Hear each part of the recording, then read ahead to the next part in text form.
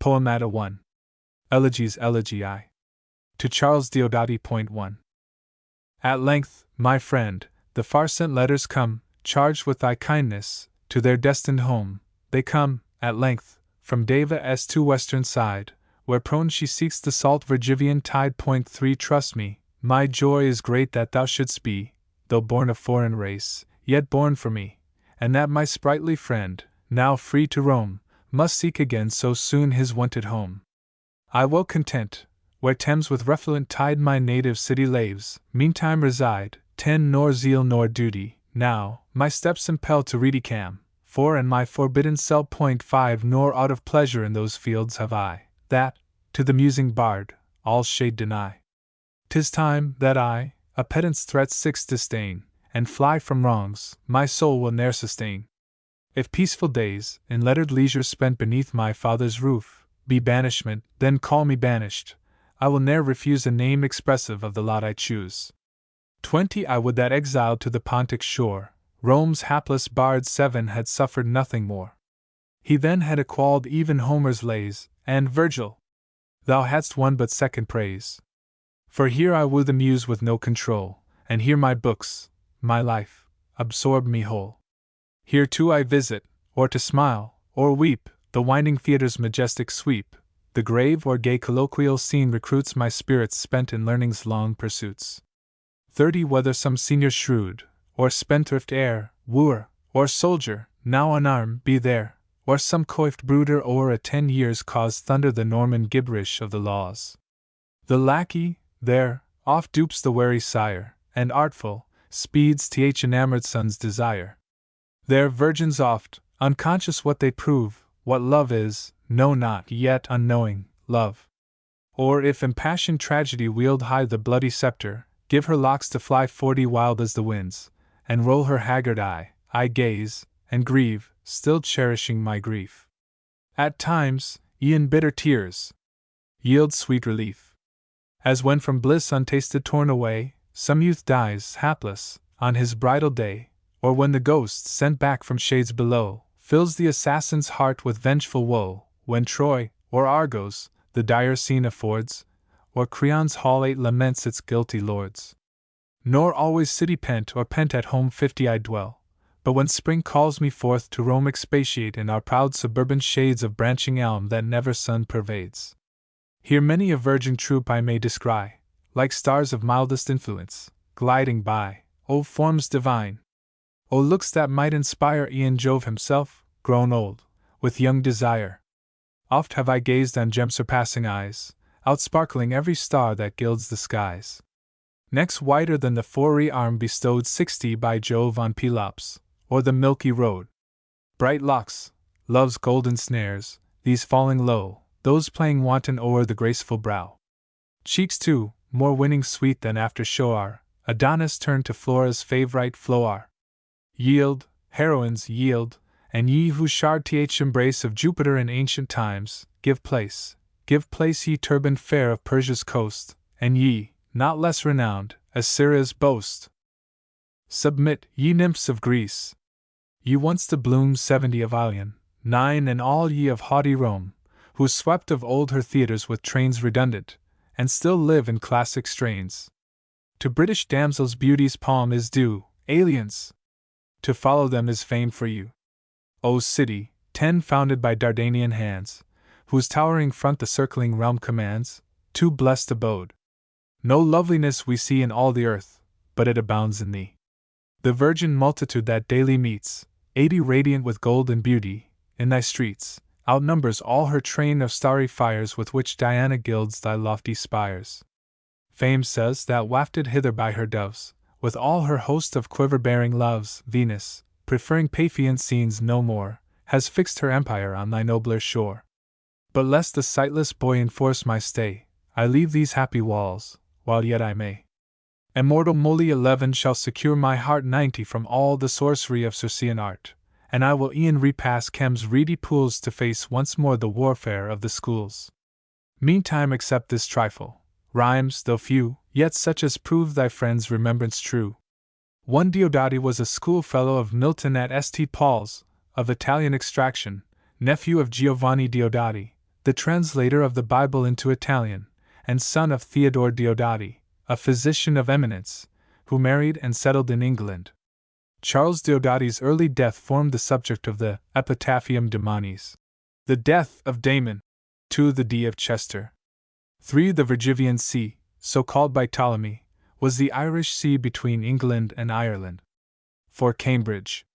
5. Milton had been rusticated, suspended, on account of a quarrel with his tutor Chapel. 6. Chapel. 7. Ovid.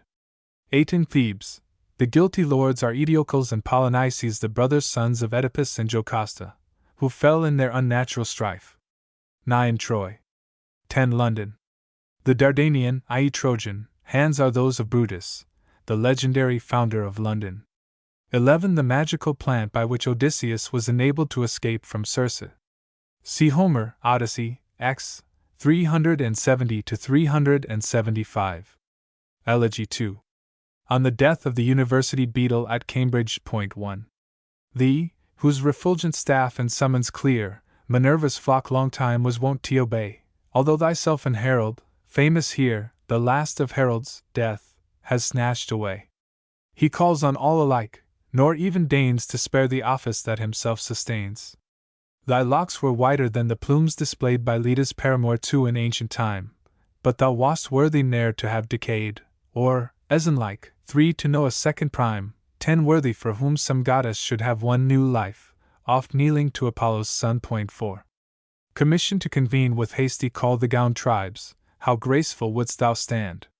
So stood Selenius 5 erst in Priam's hall, wind-footed messenger of Jove's command, and so Eurybates 6 when he addressed to Peleus son Atrides' proud behest.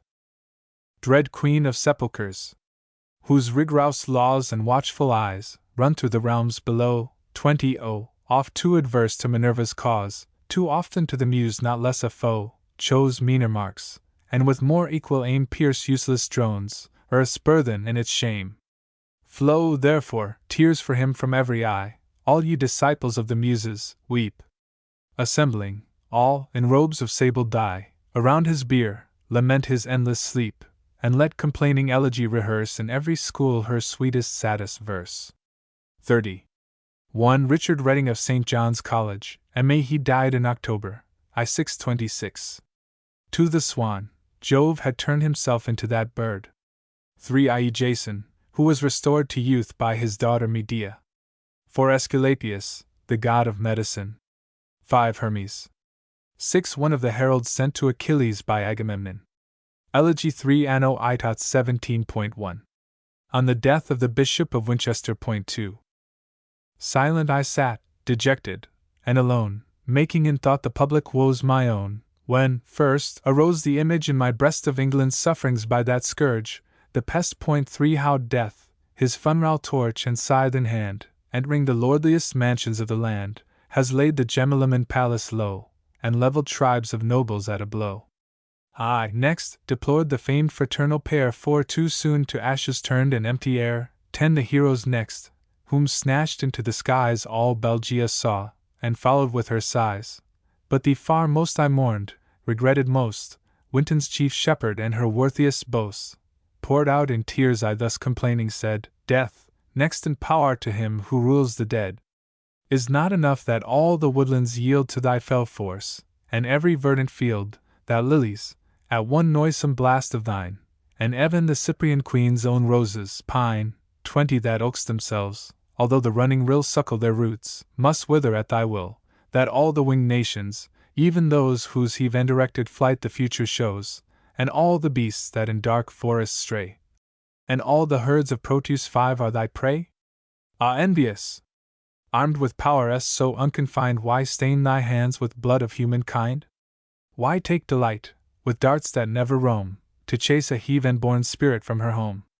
30. While thus I mourned, the star of evening stood, now newly risen, above the western flood, and Phoebus from his morning goal again had reached the gulfs of the Iberian main. I wished repose, and on my couch reclined took early rest, to night and sleep resigned, when, oh, for words to paint what I beheld! I seemed to wander in a spacious field, where all the champion glowed with purple light like that of sunrise on the mountain height. 40. Flores over all the field, of every hue that ever iris wore, luxuriant grew, nor Chloris, 6 with whom emptous zephyrs play, ere dressed Alcinoous gardens 7 half so gay. A silver current, like the Tagus, rolled o'er golden sands, but sands of purer gold, with dewy airs Favonius fanned the Floeress, with airs awakened under rosy boweress. Such poets' fane, irradiated all o'er the sun's abode on India's utmost shore. 50 while I, that splendor and the mingled shade of fruitful vines, with wonder fixed surveyed, at once, with looks that beamed celestial grace, the seer of Winton stood before my face. His snowy vestures hem descending low his golden sandals swept, and pure as snow new fallen shone the mitre on his brow. Where'er he trod, a tremulous sweet sound of gladness shook the flowery scene around, attendant angels clapped their starry wings, 60 the trumpet shakes the sky, all ether rings, each chaunts his welcome, folds him to his breast, and thus a sweeter voice than all the rest. Ascend, my son! Thy father's kingdom share, my son! Henceforth be freed from every care. So spake the voice, and at its tender close with psaltery's sound th angelic band arose. Then night retired, and chased by dawning day the visionary bliss passed all away. I mourned my banished sleep with fond concern, 70 frequent, to me may dreams like this return. 1 I. In my 17th year, meaning at the age of 16. 2 Lancelot Andrews, Fuller's peerless prelate. 3 The plague which ravaged England in I 626. 4 Prince Christian of Brunswick, and Count Mansfeld. They were brothers in arms and the Protestant champions. They both died in I 626. 5 Marine creatures. Proteus was the shepherd of the seas. 6 Flora. 7 See the account of his gardens in the Odyssey. Elegy 4. Anno Itots 18. To my tutor, Thomas Young, one chaplain of the English merchants resident at Hamburg. Hence, my epistle, skim the deep, fly o'er yon smooth expanse to the Teutonic shore.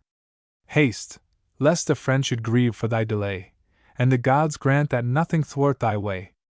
I will myself invoke the king too, who binds in his Sicanian echoing vault the winds, with Doris 3 and her nymphs, and all the throng of azure gods, to speed thee safe along. But rather, to ensure thy happier haste, ascend Medea's chariot, for if thou mayst, 10 or that whence young Triptolemus 5 of your descended welcome on the Scythian shore. The sands that line the German coast descried, to opulent Hamburg turn aside, so called, if legendary fame be true, from Hama, 6 whom a club-armed Cimbrian slew. Their lives, deep learned and primitively just, a faithful steward of his Christian trust, my friend, and favorite inmate of my heart, that now is forced to want its better part. 20 What mountains now, and seas, alas! How wide! From me this other, dearer self divide, dear, as the sage 7 renowned for moral truth to the prime spirit of the Attic youth. Dear, as the Stagirite 8 to Ammon's son, 9 his pupil, who disdained the world he won. Nor so did Chiron, or so Phoenix shine 10 in young Achilles' eyes, as he in mine. First led by him through sweet Aeonian 11 shade each sacred haunt of Pindus I surveyed, 30 and favored by the Muse, whom I implored, thrice on my lip the hallowed stream I poured.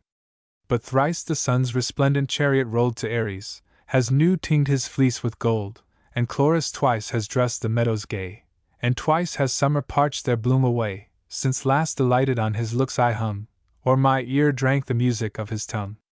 Fly, therefore, and surpass the tempest's speed. Aware thyself that there is urgent need.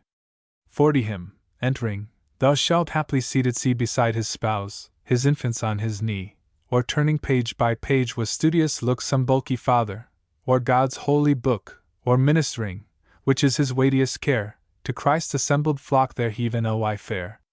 Give him, whatever his employment be, such gratulation as he claims from me, and with a downcast eye encourage meek addressing him, forget not thus to speak.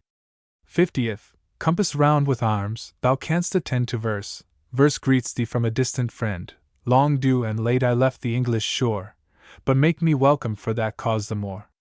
Such from Ulysses, his chaste wife to cheer, the slow epistle came, though late, sincere. But wherefore this? Why palliate I a deed, for which the culprit's self could hardly plead? Self-charged and self-condemned, his proper part he feels neglected, with an aching heart. 60 But thou forgive, delinquents who confess, and pray forgiveness, merit anger less. From timid foes the lion turns away, nor yawns upon or rends a crouching prey. Even pike-wielding Thracians learn to spare, won by soft influence of a suppliant's prayer. And Heaven's dread thunderbolt arrested stands by a cheap victim and uplifted hands. Long had he wished to write, but was withheld, and writes at last, by love alone compelled. 70 For fame, too often true when she alarms, reports thy neighboring fields a scene of arms. 12 Thy city against fierce besiegers barred, and all the Saxon chiefs for fight prepared.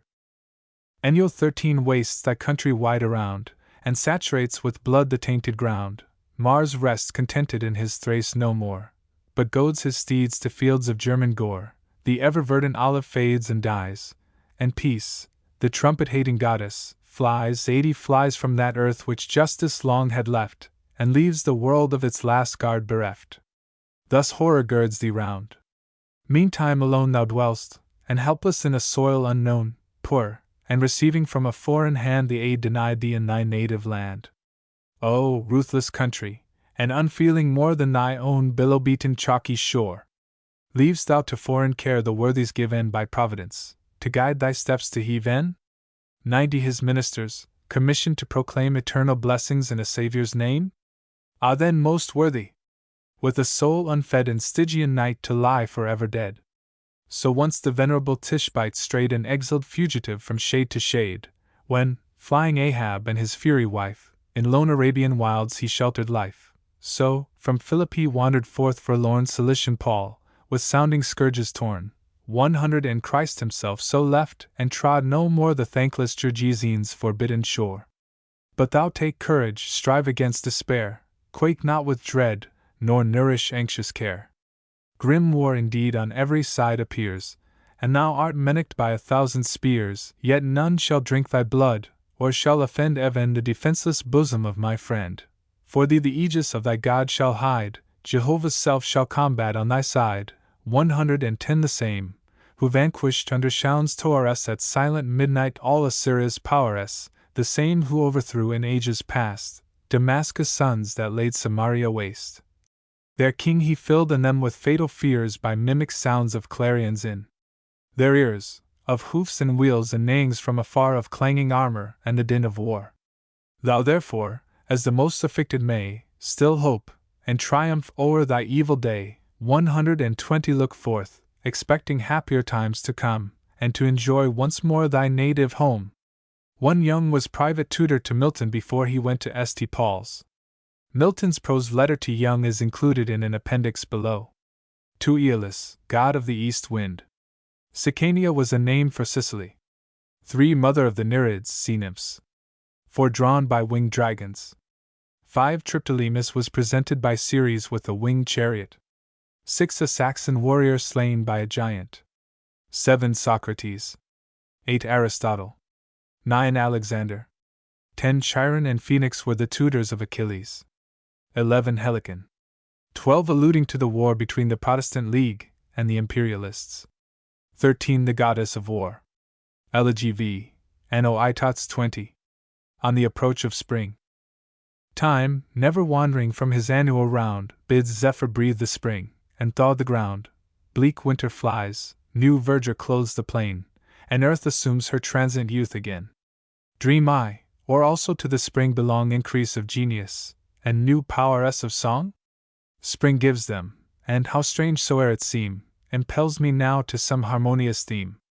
Castalia's fountain and the forked hill one by day, by night, my raptured fancy fill. 10 My bosom burns and heaves, I hear within a sacred sound that prompts me to begin. Lo! Phoebus comes, with his bright hair he blends the radiant laurel wreath. Phoebus descends, I mount, and undepressed by Cumrouse clay, through cloudy regions win my easy way. Wrapped through poetic shadowy haunts I fly, the shrines all open to my dauntless eye. My spirit searches all the realms of light, and no Tartarian gulfs elude my sight. 20 But this ecstatic trance, this glorious storm of inspiration, what will it perform? Spring claims the verse that with his influence glows, and shall be paid with what himself bestows. Thou, veiled with opening foliage, lead'st the throng of feathered minstrels, Philomel. In song, let us, in concert, to the seasons sing, civic and sylvan heralds of the spring. With notes triumphant spring's approach declare. To spring, ye muses, annual tribute bear. 30 The Orient left, and Ethiopia's plains the sun now northward turns his golden reins. Night creeps not now, yet rules with gentle sway, and drives her dusky horrors swift away. Now less fatigued on his ethereal plain Boetes too follows his celestial wain, and now the radiant sentinels above less numberous watch around the courts of Jove, for, with the night, force, ambush, slaughter fly, and no gigantic guilt alarms the sky. 40 Now haply says some shepherd, while he views, recumbent on a rock, the reddening dews, this night, this surely, Phoebus missed the fair, who stops his chariot by her amorous care. Cynthia, 3 Delighted by the morning's glow, speeds to the woodland, and resumes her bow, resigns her beams, and glad to disappear, blesses his aid who shortens her career.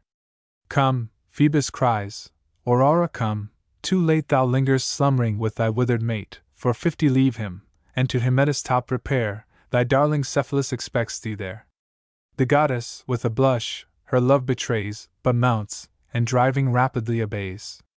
Earth now desires thee, Phoebus, and to engage thy warm embrace, casts off the guise of age. Desires thee, and deserves, for who so sweet, when her rich bosom courts thy genial heat? Her breath imparts to every breeze that blows Arabia's harvest, and the Paphian rose. 60 Her lofty front she diadems around with sacred pines, like Ops on Ida crowned, her dewy locks with various flowers new blown, she interweaves, various, and all her own, for Proserpine in such a wreath attired Taenarian Dis 5 himself with love inspired. Fear not, lest, cold and coy, the nymph refuse herself, with all her sighing zephyrs soothes, each courts thee fanning soft his scented wing, and all her groves with warbled wishes ring. 70 Nor, unendowed and indigent, aspires Thm Rouse earth to engage thy warm desires, but, rich in balmy drugs, assists thy claimed divine physician to that glorious name. If splendid recompense, if gifts can move desire in thee, gifts often purchase love, she offers all the wealth her mountains hide, and all that rests beneath the boundless tide. How oft, when headlong from the heave Ly steep she sees thee plunging in the western deep 80 How oft she cries, Ah Phoebus! Why repair thy wasted force, why seek refreshment there? Can Tethys 6 win thee? Wherefore shouldst thou lave a face so fair in her unpleasant wave? Come, seek my green retreats, and rather choose to cool thy tresses in my crystal dews, the grassy turf shall yield thee sweeter rest. Come, lay thy evening glories on my breast, and breathing fresh through many a humid rose, soft whispering airs shall lull thee to repose. 90 No fears I feel like Semele 7 to die, nor lest thy burning wheels 8 approach too nigh, for thou canst govern them. Here therefore rest, and lay thy evening glories on my breast. Thus breathes the wanton earth her amorous flame, and all her countless offspring feel the same. For Cupid now through every region strays, brightening his faded fires with solar rays. His new strung bow sends forth a deadlier sound, and his new pointed shafts more deeply wound. 100 Nor Diane's self escapes him now untried, nor even Vesta 9 at her altar side. His mother too repairs her beauty's wane, and seems sprung newly from the deep again. Exulting youths the hymeneal 10 sing, with Hymen's name roofs, rocks, and valleys ring. He, new attired and by the season dressed, proceeds all fragrant in his saffron vest. Now many a golden cinctured virgin roves to taste the pleasures of the fields and groves. 110 all wish, and each alike, some favorite youth hers in the bonds of hymeneal truth. Now pipes the shepherd through his reeds again, nor Phyllis wants a song that suits the strain. With songs the seaman hails the starry sphere, and dolphins rise from the abyss to hear. Jove feels, himself, the season, sports again with his fair spouse, and banquets all his train. Now too the satyrs in the dusk of eve their mazy dance through flowery meadows weave. 120 And neither god nor goat, but both in kind, Sylvanus, 11 wreathed with cypress, skips behind.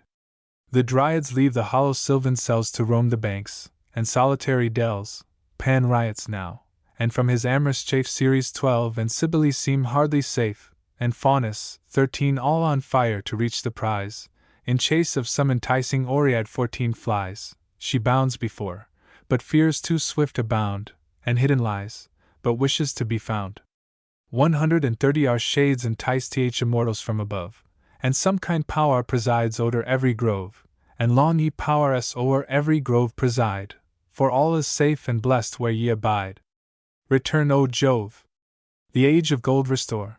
Why chose to dwell where storms and thunders roar?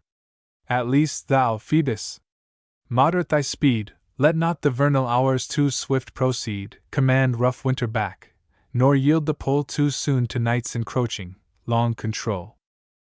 140. 1 Helicon. To the Great Bear, called also Charles's Wain wagon. Boötes, is the constellation called. The wagoner, who is said to be less fatigued, because he drives the wain higher in the sky. 3 Diana, the moon. For Tithonus, mortal husband to Aurora, the dawn, granted immortality without eternal youth. See Homer's hymn to Aphrodite, lines 218 to 238. Cephalus was her lover, unwillingly taken by her from his beloved wife Procris. See Ovid Met. 7, 700 to 708. 5 Hades, Pluto. 6 A water goddess, mother of the river gods and wife of Oceanus. 7 The mother of Dionysus.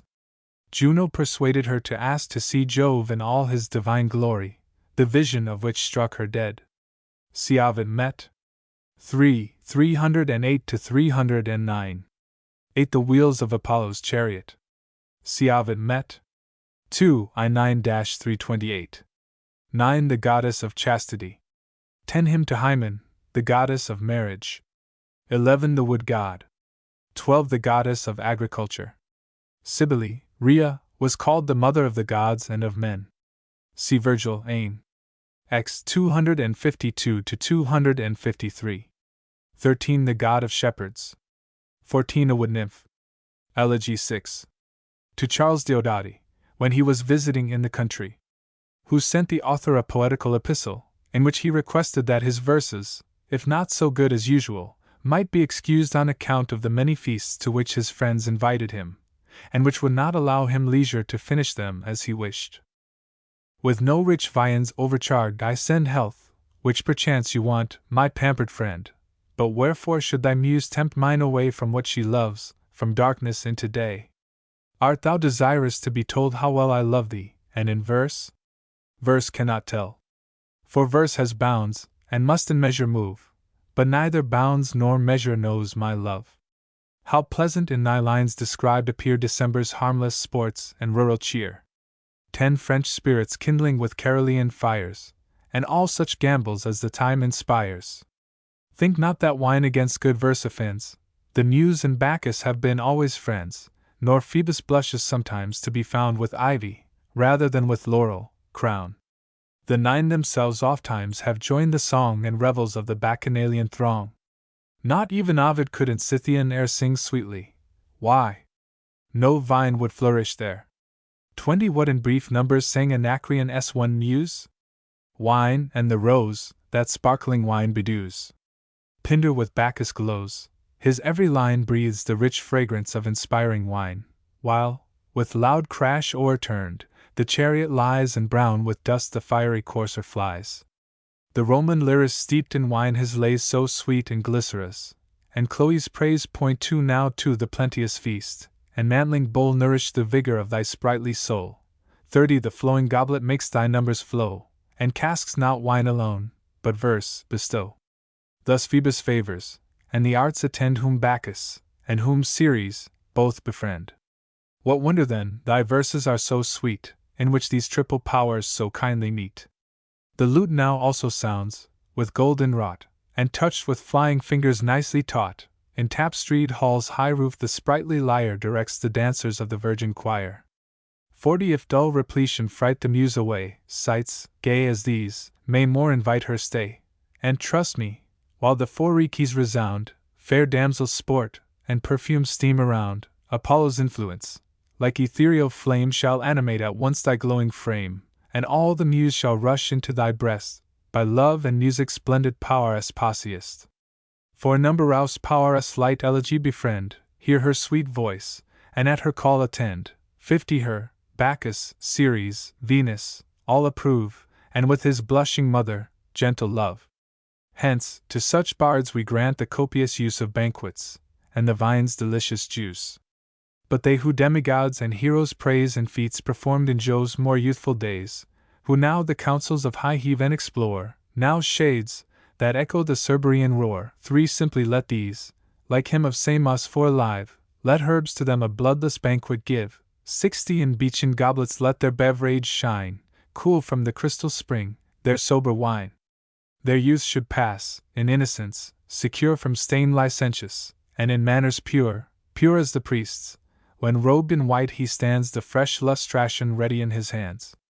Thus Linus 5 lived, and thus, as poets write, Tiresias, wiser for his loss of sight, 6 thus exiled Calchas, 7 thus the bard of Thrace, 8 melodious tamer of the savage race. 70 thus trained by temperance, Homer led, of yore, his chief of Ithaca 9 from shore to shore, through magic Circe's monster-peopled reign, and shoals insidious with the siren train, and to the realms, where grisly spectres dwell, whose tribes he fettered in a gory spell, for these are sacred bards, and from above, drink large infusions from the mind of Jove. Wouldst thou, perhaps 'tis hardly worth thine ear, wouldst thou be told my occupation here? 80 The promised king of peace employs my pen, eternal Seovinan made for guilty men, the newborn deity with infant cries filling the sordid hovel, where he lies, the hymning angels, and the herald star that led the wise who sought him from afar, and idols on their own unhallowed floor dashed at his birth, to be revered no more.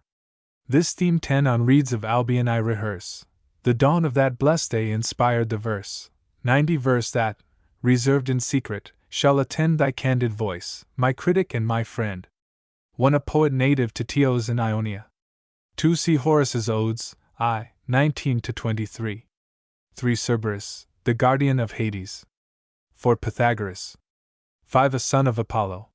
6 Tiresias was gifted by Pallas with the power of understanding the language of birds to atone for his loss of sight. 7 The Grecian soothsayer at the siege of Troy.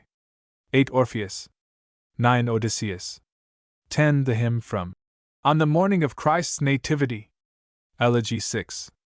Anno Itats undivigésimo.1. As yet a stranger to the gentle fires that Amethusia's smiling queen too inspires, not seldom I derided Cupid's darts, and scorned his claim to rule all human hearts. Go, child, I said, transfix the timorous dove, an easy conquest suits an infant love, enslave the sparrow, for such prize shall be sufficient triumph to a chief like thee. Why aim thy idle arms at humankind? Thy shafts prevail not gainst the noble mind. 10 The Cyprian 3 heard, and kindling into ire, none kindles sooner, burned with double fire.